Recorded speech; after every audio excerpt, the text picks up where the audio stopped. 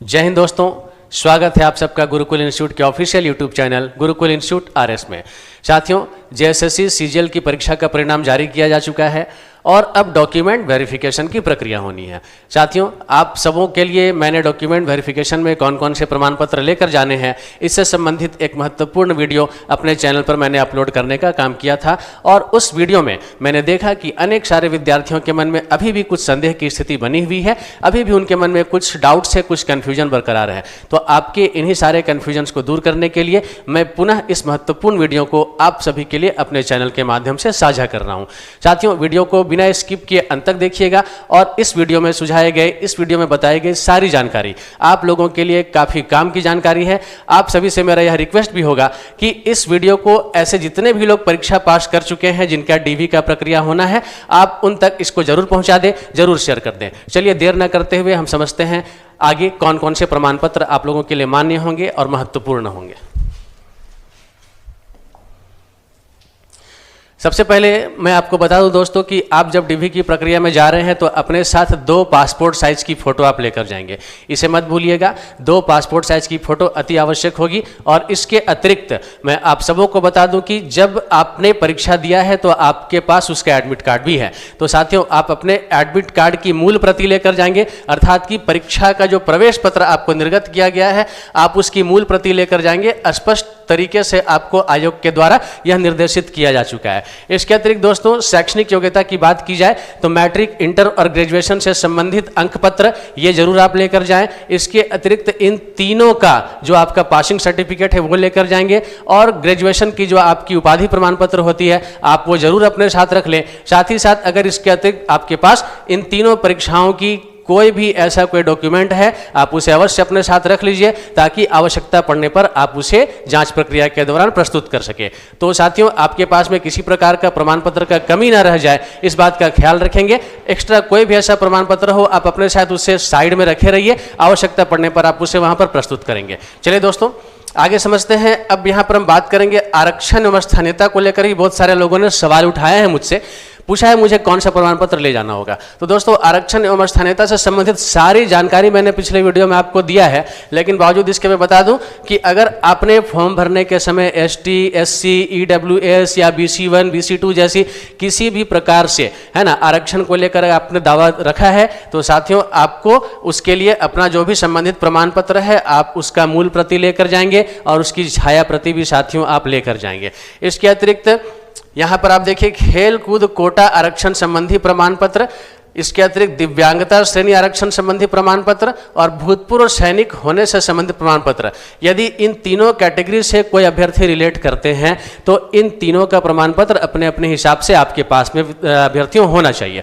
आगे जो सबसे महत्वपूर्ण चीज़ है जिसकी चर्चा सबसे ज़्यादा वीडियो में हुई है, बहुत सारे लोगों ने कमेंट्स करके मुझसे प्रश्न पूछा है कि EWS का सर्टिफिकेट कौन सा चलेगा। तो दोस्तों, जब आपने फॉर्म अप्लाई किया था तो फॉर्म अप्लाई करने के समय में आपके पास जो EWS सर्टिफिकेट था आप उसे जरूर अपने साथ लेकर के जाएं, लेकिन यहाँ पर आयोग ने स्पष्ट कर दिया है कि आपके पास जो EWS सर्टिफिकेट होना चाहिए वो कौन सा सर्टिफिकेट होना चाहिए, बिल्कुल अपडेटेड अद्यतन प्रमाण पत्र होना चाहिए। साथियों, अद्यतन का मतलब क्या होता है, अपडेटेड प्रमाण पत्र होता है। दोस्तों, आप जो आपका पुराना वाला EWS सर्टिफिकेट था उसे अवश्य रख लीजिए, इसके अलावा आप इसे अपडेट भी करवा लीजिए और इसे अपडेट करवाने के लिए समय चूंकि बहुत कम बचा है, आप शीघ्र अतिशीघ्र अपने अंचल कार्यालय में जाइए और वहां पर जाकर आप तत्काल सेवा का लाभ लेते हुए, जी हाँ याद रखेंगे, तत्काल सेवा का लाभ लेते हुए आप अपने EWS सर्टिफिकेट को अद्यतन कराने का काम कर लीजिए ताकि किसी प्रकार की परेशानी और पैनिक की अवस्था आपके पास में ना आए। दोस्तों,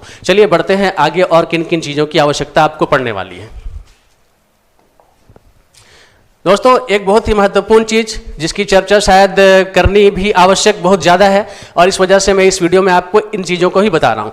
साथियों, जब आप डीवी की प्रक्रिया में जाएंगे तो आयोग आपको स्पष्ट निर्देशित करता है कि आप क्या करेंगे, आप एक प्रपत्र को अपने साथ में भर कर जाएंगे, ठीक है ना। और ये प्रपत्र का पूरा परफॉर्मा आपको आयोग के द्वारा साथियों सुझाव दिया गया है कि ये प्रपत्र कैसा है। यहाँ पर आप देखिए जो भी महत्वपूर्ण जानकारी है आपसे रिलेटेड है आप इन सारी चीज़ों को भरेंगे। अगर आपको किसी प्रकार से है ना आप आरक्षण का दावा करते हैं, कोई अन्य प्रकार की चीज़ों को अगर आपको यहाँ पे फिलअप करना है, जैसे आपका स्थानीयता प्रमाण पत्र हो गया, आपका EWS सर्टिफिकेट से संबंधित कोई जानकारी हो गई, जाति आय प्रमाण पत्र से संबंधित कोई जानकारी हो गई, तो उन सब चीज़ों का आपको पूरा विवरण, पूरा ब्यौरा साथियों इस परफॉर्मा में, इस प्रपत्र में आपको भरकर वहाँ पर जमा करना है।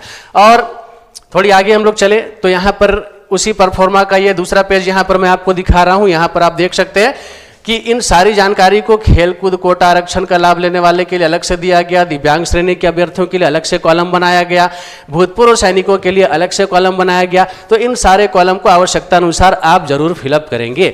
दोस्तों आप सभी को बता दूं 16 नंबर में यहाँ पर ना क्या है, सेल्फ डिक्लेरेशन है, स्व घोषणा है, जिसे साथियों जैसा लिखा है वैसा ही बिल्कुल आप हूबहू लिखने का काम करेंगे। लेकिन आप इसे पहले से बिल्कुल ना भरें, आप इसे जांच पदाधिकारी के समक्ष भरेंगे। जी हाँ, यहाँ पर स्पष्ट जानकारी है, आपको स्पष्ट लिख दिया गया है, कंडिका 16 में वर्णित घोषणा का अभ्यर्थी अपनी हस्तलिपि में, जी हाँ अपने हैंडराइटिंग में आपको क्या करना है, जांच पदाधिकारी के समक्ष इसको भरना है। और अभ्यर्थी यहाँ पर 2 हस्ताक्षर भी करेंगे, एक हिंदी में और एक अंग्रेजी में, और वो हस्ताक्षर भी आप जांच पदाधिकारी के समक्ष ही करेंगे। साथियों यहाँ पर बाएं हाथ के अंगूठे के निशान भी आपसे मांगे जाएंगे, तो बाएं हाथ के अंगूठे का निशान भी आप पहले से करके नहीं जाएंगे, आप इसे भी जांच पदाधिकारी के सामने करेंगे। यहाँ पर मैं ST और SC कैटेगरी के स्टूडेंट्स के लिए एक और जानकारी देना चाहूंगा। बहुत सारे ST SC की कैटेगरी के जो स्टूडेंट्स हैं वो मुझसे फोन करके भी पूछ रहे हैं, वो मुझसे कमेंट्स में भी सवाल पूछ रहे हैं कि उनका जाति प्रमाण पत्र लगे, उनका आय प्रमाण पत्र लगेगा क्या।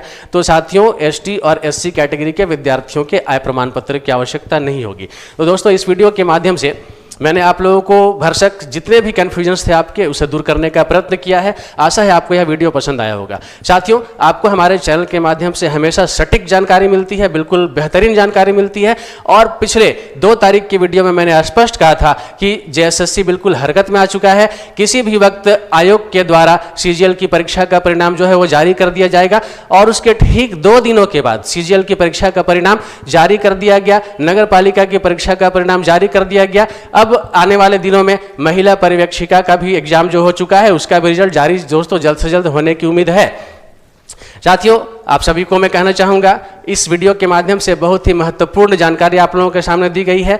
तो ऐसे सभी अभ्यर्थी जिन्हें आप जानते हैं उन लोगों के सामने इस वीडियो को जरूर आप शेयर कर दीजिए, ताकि उनके अंदर भी अगर किसी प्रकार के कोई कंफ्यूजन की बातें हो तो वो इस वीडियो के माध्यम से उसे दूर कर सके। दोस्तों आपको अगर हमारे चैनल में दिए जा रहे हैं तमाम वीडियोस पसंद आते हैं, आप लोगों से मेरा आग्रह होगा हमारे चैनल को सब्सक्राइब कर लीजिए और वीडियोस को अधिक से अधिक शेयर कीजिए और अपने महत्वपूर्ण सुझाव कमेंट बॉक्स में डालिए। साथियों आप सभी को मेरी ओर से बहुत सारी शुभकामनाओं के साथ जय हिंद, जय भारत।